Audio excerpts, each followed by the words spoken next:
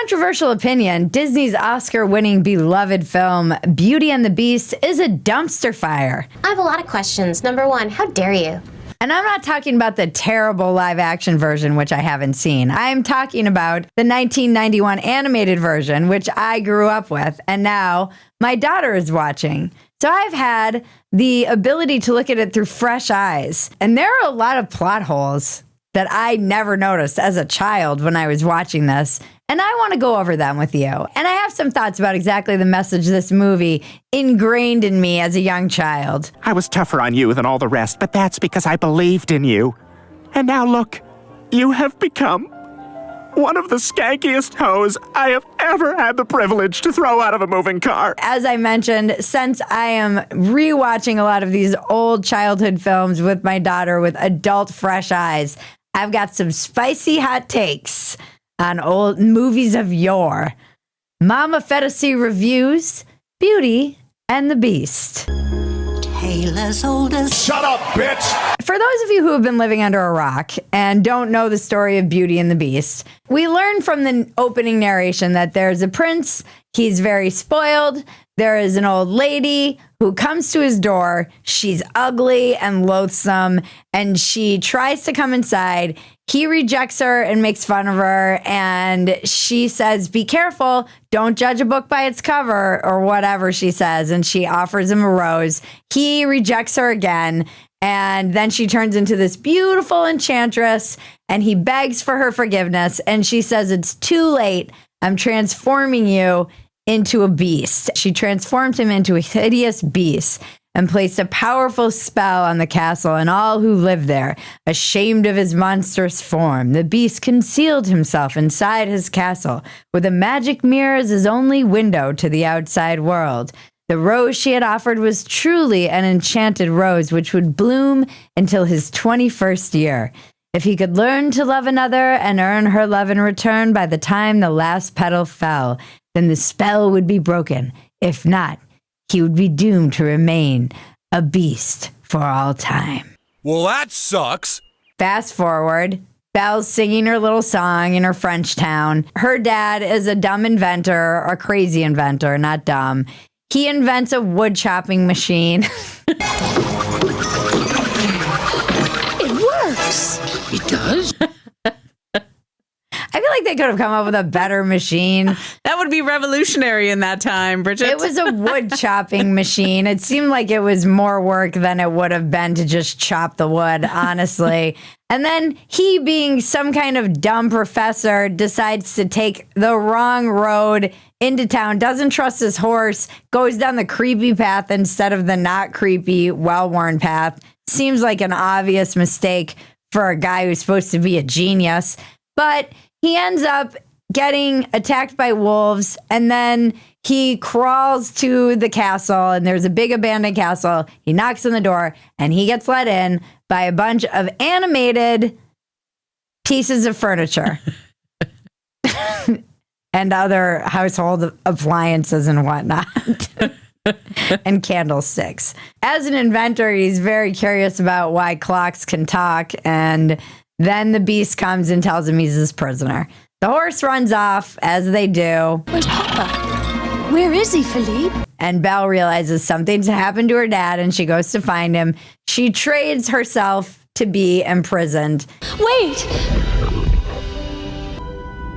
Take me instead. And then now she's in the castle, and they sing her song. And the only reason I'm bringing up this song is because that is the song in which we learned from Lumiere, the talking candle pervert, that he was really quite a horn dog, by the way. Totally is. Which you don't really realize when he was like the Pepe Le Pew of Beauty and the Beast. Oh, yes. I've been burnt by you before. He was always like, ha, ha, ha, come here. Come here, Fifi. Fifi is the duster who's a French maid. It's very sexual. We learned from him that they've been in the song Be Our Guest for 10 years. We've been rusting. 10 years we've been rusting, needing so much more than dusting. I'm watching this and I'm doing the math, and I'm like, okay, if I'm understanding this correctly, this enchantress cursed an entire staff, and household, including a child. If he's not 21 yet, and it's been 10 years, that means this kid was 11 years old when he answered the door.